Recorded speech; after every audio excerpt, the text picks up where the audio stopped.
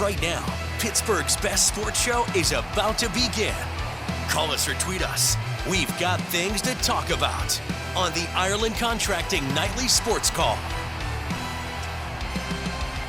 All right, thanks for sticking around for a special Steelers edition of the Ireland Contracting Nightly Sports Call. Rich Walsh with Chris Hoke right now, and you can tweet us at Richie Walsh or at HokeyBro76. We're taking your tweets and your phone calls tonight about the Steelers' preseason opening loss to Houston, 20-12. So, Chris, before we get started, obviously a sloppy game. Mike Tomlin wasn't happy. What are your initial thoughts? We'll start out in the beginning, right? They had struggled to run the football with that first offensive line. They couldn't get the ball going. I think they had several carries, 3 or 4 carries for 0 yards with that first offensive line. And then the quarterback center exchanges, the 2 fumbles. You never want to have that because, Richie, that puts you behind the 8 ball. That makes second and long, third and long. It makes it harder to convert. And now that's why the Steelers went tonight 2 for 9. It just started on the wrong track in the first part of the game. You know, the one thing Tomlin talked a little bit about, and I know we talked about it earlier on the news, was they wanted to make sure that they were penalty-free. Yeah. They weren't. 3 of 39 in the first half. Also, another problem for the Steelers early on, 0 for 5 on third downs.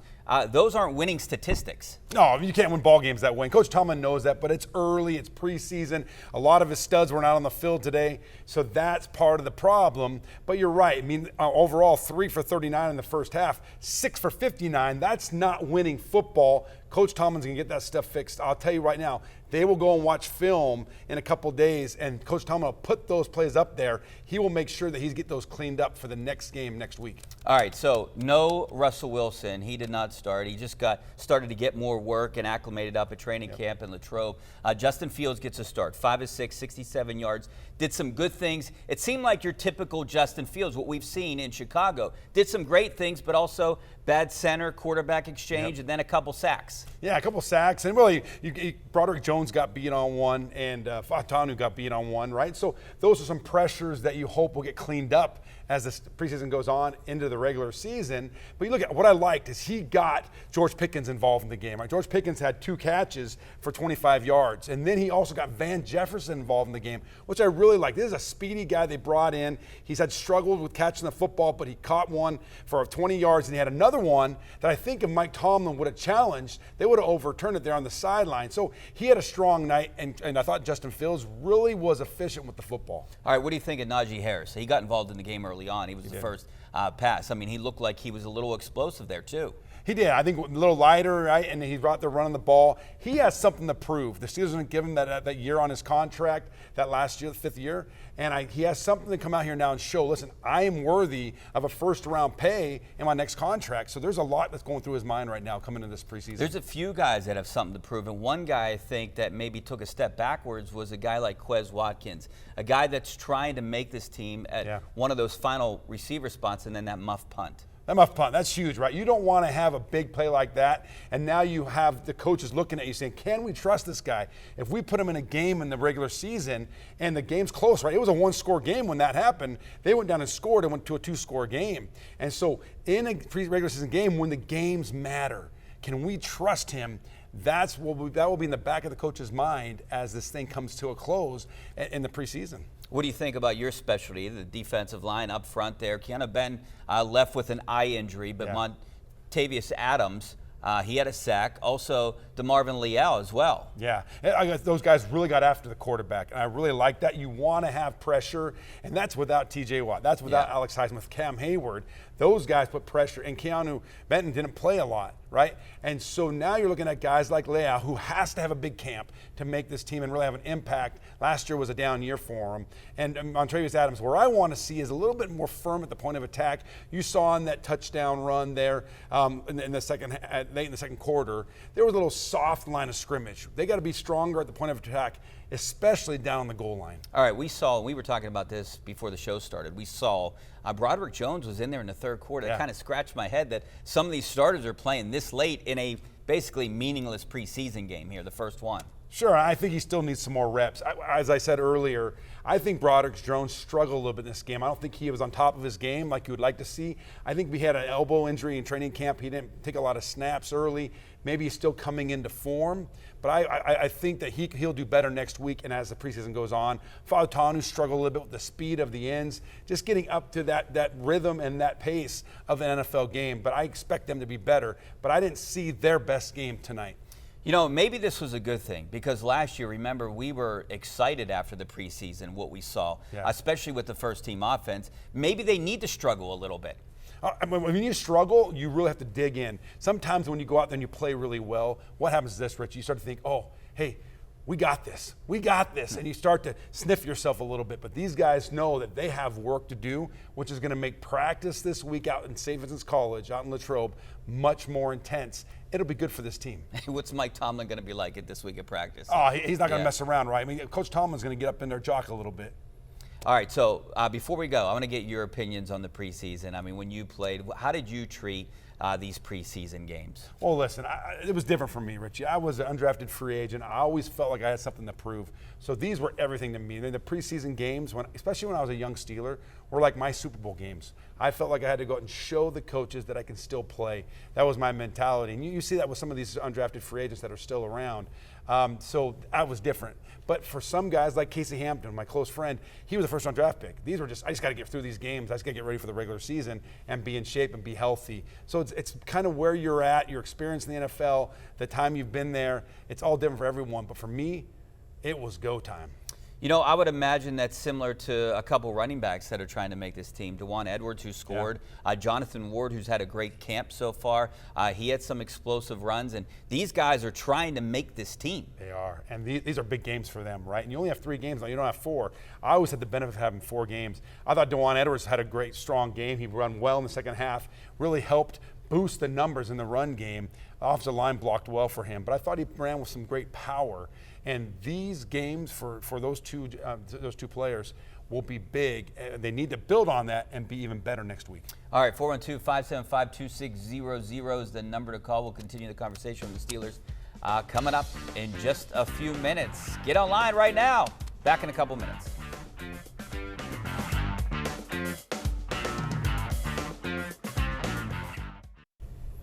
All right, welcome back to a special Steelers edition of the Ireland Contracting Nightly Sports Call. This is our GMC tweet of the night. This is from Noah Fleischman. Former NC State linebacker Peyton Wilson was all over the field with the Pittsburgh Steelers tonight. 7 tackles, led the team. 5 solos, led the team. 1 tackle for loss. You know, I know this is one guy that you and I watched the game.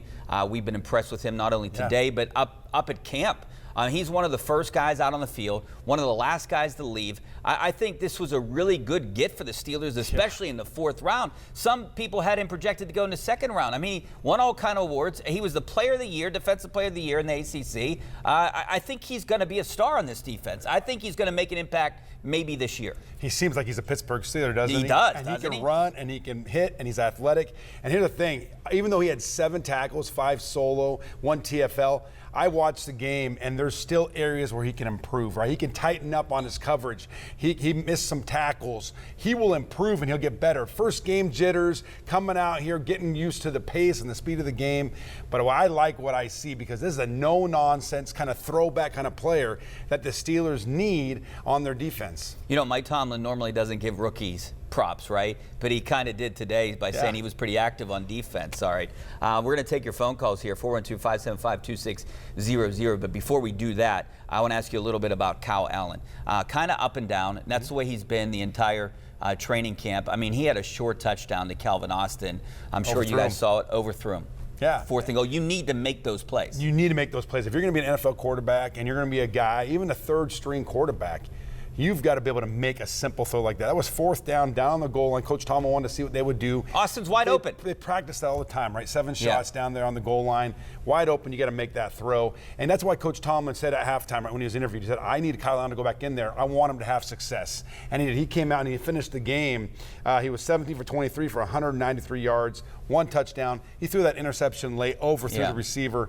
But I think largely he played pretty well and something that he can build on next week. All right, let's go back out to the phone lines. We got Ryan from Pittsburgh. How you doing, Ryan?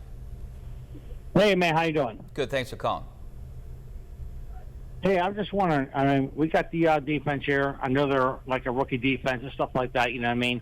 How do you think these guys are going to play out in the future? You know what I mean? They kind of looked okay tonight, but that's going to be our backup. That's going to be the Steelers' backup, and we're just concerned about, you know, how they're going to do in the future, how they're going to adapt and overcome all right, Ryan, else. first of all, this is not a rookie defense. I mean, they're one of the highest paid defenses out there, and they have veterans. A lot of these veterans didn't play, though, right? I mean, no Cam Hayward, no T.J. Watt, no Alex Highsmith, no Mika Fitzpatrick, no Patrick Queen. You didn't see anyone out there. No, maybe you'll see all these guys next week. You could, but I think they, again, I talked to you about the veterans. Their whole mentality is, I just want to get to the regular season healthy.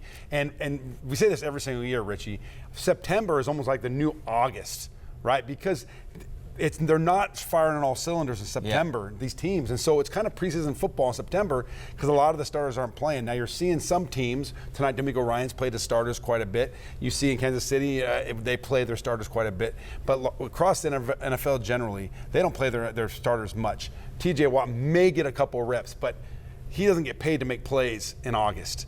He gets paid to make plays in September, October, November, December, so they got to get him there healthy. Same thing across the board with some of these guys we just mentioned. It is so important that these guys get the reps they need, and Coach Tomlin's got to balance that so that they get to September. Well, the one thing about Houston, this is their second preseason game, so they kind of treated it as such, right? So I would expect some of these guys, maybe the one guy that I want to see, because we just saw a little bit of him at camp, is Russell Wilson. I don't know how much things are going to change with him out there, but I want to be able to compare both of these guys with that offense in a game. Well, he's going to get in the game. You even heard Coach Mr. Rooney say at halftime, right? Or when he was getting interviewed with Bob, he said that we should see Russell Wilson out there next week, and he needs to get out there. Listen, this has become more of a competition than I think any of us really thought, because Coach Tomlin was very clear coming into camp that he was in pole position, that this was his job to lose. But with him, again, that sore calf, the tight calf, missing really the first 2 weeks of camp, maybe one practice here, practice there. Yeah. It's given Justin Fields an opportunity to catch the eyes of these coaches and go, it's making them pause and making them give a second thought. So he's got to get in there, compete, and show that, hey, I'm still the experienced guy. I'm the guy you brought in. I am who you thought I was. Let me take the reins and go with this. So you're really starting to feel like it is a competition? Because to me, I feel like it isn't. I feel like it's similar to the situation was last year or 2 years ago. Kenny Pickett, Trubisky, Mason Rudolph. That wasn't even a competition. That wasn't even a competition. No. That was lip service to a competition. There was no question that where the dominoes were gonna fall at the end of the day. Here, I think that's how it was coming into this, but Justin Fields is playing pretty well. He had a great game tonight, right? And he was going against not great. I mean, he had a good game. And with 5 for 6, like I said, we had those QC exchanges, but Herbig said that was on me. That was my fault. And so now you come out of this and think, okay, if Russ doesn't come out and play a really, really good game, there's going to be a lot of questions. There's going to be a lot of discussion on what the Steelers are going to do. All right, 412-575-2600 is the number. We talked about the quarterback-center exchange. Do you think this is the end for Herbig as the starter? Do you think Zach Frazier now will kind of move into that spot? I think you're going to see Zach Frazier start to get some more snaps with the first team. Let me tell you why. Not only because of the QC exchange, but I think also Nick Herbig got knocked off the ball a little bit in the middle. You have to be stout. You have to be strong in the middle. The very first play, Zach Frazier comes in, he bulldozes, knocks his tackle off, goes up and climbs up to the linebacker. They go for like 6 or 7 yards run, right? Zach Frazier didn't have any Q center exchange problems. He played pretty well. I need to go back and watch the film from what I saw in the game. So I think you're going to start to see Zach Frazier take some more snaps, and I think he'll secure that spot in the next few weeks. Yeah, that's why they drafted him. He's going to be their center of the future. Let's go out to Melvin. Melvin, what's up? Yeah, I was calling about the receiver situation. Like, I would like the Steelers to just give up on this IU thing. Like, I don't really think we're that desperate for a receiver to give as much up as we should. We will have to get IU, but I think that rookie receiver we have, I think he'll be fine.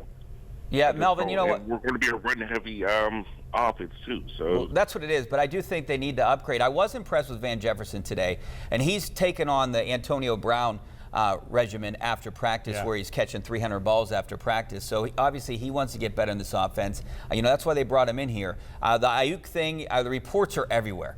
I don't even know what to think, but I do know the Steelers aren't giving up a first-round draft pick for this guy. You have to give up too much assets, and then you have to pay this guy. I don't see how it's going to happen. Maybe it does, but it would have to happen for like an Antonio Brown type deal where you're only giving up a third and a fifth or something, right? Well, listen, here's the deal. Omar Khan has made very few, if any, mistakes since he's been the GM. He's not going to go and overpay for Ayuk, right? And I look right now, too. I was really encouraged by what I saw tonight, right? You saw George Pickens, who I thought was better and looked really good in the first preseason game this year. I look at Van Jefferson. I liked what he did. I like what he brings. If he doesn't drop the ball, he could be a big-time addition and a positive for this offense. Here's what I like, though. You bring in too many weapons, what happens is what happened last year. You have a really good, top-notch tight end in Pat Freiermuth. Last year, he caught very few balls. The ball wasn't thrown to him very often. He had all these receivers and all these weapons. And the reality is, and they didn't really go down the middle. But now you have quarterbacks that will throw down the middle. You're going to use Freiermuth more. He's going to become more of a weapon, and he's going to get into the 90-plus catches that he had 2 years ago this season if they go. But they go and get an Ayuk. There's only so many throws. Yeah. All right, so what do you think, someone like, since they brought up Ayuk and we're on this topic right now about potentially adding a receiver, I think if they do it, they're going to add someone after the games, at the end of when people are cut, at the end of training camp. But what about Juju Smith-Schuster? The guy was just released from New England today. He knows this offense. Well, maybe not this offense, but he knows Tomlin, knows the team. I mean, look, I'm not opposed to maybe potentially bringing him back. At least take a look at him, right? Yeah, right. But you only have to pay him the minimum. Well, the word on the street is he's slowed down a little bit. He's not as fast as he once was. He never was a burner. No. Right? And he was dropping balls in New England. And he was on a big contract. They cut him, and they're going to take a hit on that. $7 million. Yeah. So what's going on here? Like, was there more of a distraction? We know when Juju was here, he was a good football player, but he was also very concerned with his social media presence. And so people question at time, was football the main thing? Or was football kind of vehicle to him kind of increase his fame and his notoriety? So you got to work through that, because that was a big part of that, right? People always talked about is Juju really focused on what's most important? Juju was really good opposite of Antonio Brown. When he was the number one guy, he wasn't the same receiver anymore. I agree with that. I agree. And I don't think he has the explosiveness and the ability to separate like a number one guy should. All right, so Scotty Miller is another guy that had a big play. He's another guy fighting. I think the number two guy is going to either be Van Jefferson or Calvin Austin, but I mean, it seemed like I would put Scotty Miller ahead of Quez Watkins just because of that muff punt. Yeah, and I think that's going to be hard for them to overcome mentally. He's going to have opportunity to overcome that in the coach's mind, but that's always going to sit back there. But Scotty Miller, he's a speedy. He had a nice catch down over the top. Led to that touchdown. Yeah, led to that touchdown. And so you look at this, and there's a lot of talent here. Did they have a top-notch guy outside of George Pickens? No, but they got a lot of guys that can produce, and you can have an all-hands-on-deck mentality, and I think you still move the chains. All right, some interesting news before the game. Marcus Golden, who just signed here, a few days ago, abruptly retired before the game. So that opens up a spot for that fourth linebacker, and Moon's one of those guys. He made a couple plays out there today, right? He has a shot to make this team. I was impressed, and they've been impressed with Jeremiah Moon throughout the first part of training camp, and went out in the game today. He got a sack. He had some pressures. He had a nice tackle for a loss, and just did his job, right? I'm sure there's things he needs to clean up, but I think overall he did a pretty good job. And you know what happens? You come in as a veteran, you start to think, was his heart really in it? He just got here. Yeah. Was his heart really in it? He came out there, those hot, humid days out in Latrobe. You got to grind. Hey, I don't know if my job's secure. I got a fight on my hands. Do I really want to fight? A lot of things go through your mind. Then you go out in this game. There's a lot of things that weigh into it. We don't know exactly what happened, but we do know this, that he hung it up, and we'll see if it lasts. But he's done a good job here when he played here with the Steelers. Yeah, Jeremiah Moon, and then also DeMarvin Leal. Would be those other options as and DeMarvin's a guy, a swing guy, right? He plays inside, but he's athletic, and with his weight coming back down, he's able to get on the outside. His sack came from being outside over the tackle.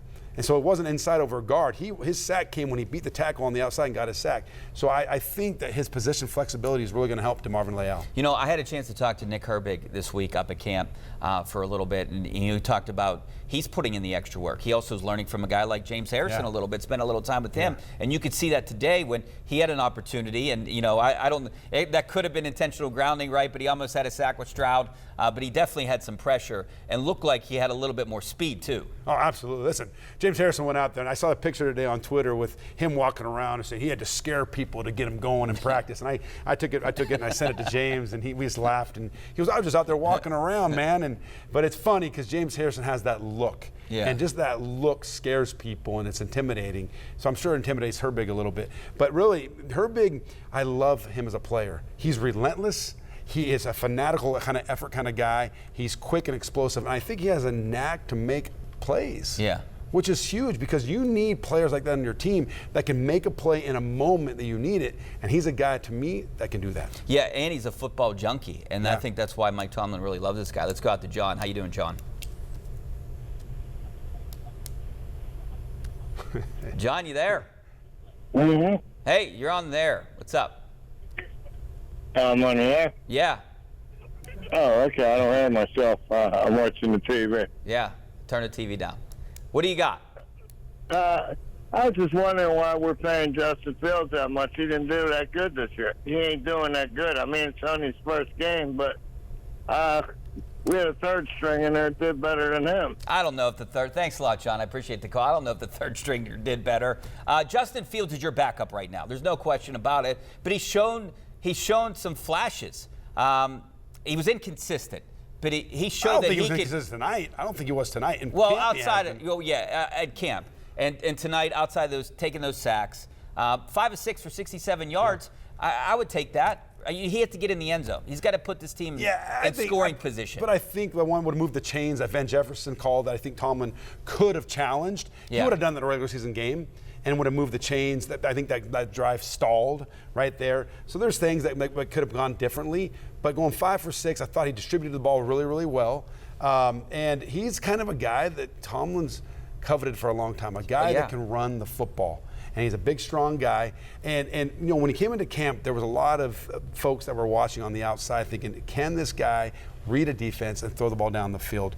Every single day he's gotten better. It's kind of commensurate of what he's done the last 3 years before he came here. He got better every single year. And last year, I think, what he had, 16 touchdowns, 8 or 9 interceptions, right? He got better. And so you come in here, you see this guy, he's humble, he's hungry, he's competing. And so I think you're going to see a guy that's going to play a lot better than most people think. All right, we'll continue the Steelers conversation coming up next. But right now we have to take a break. Back in a couple minutes.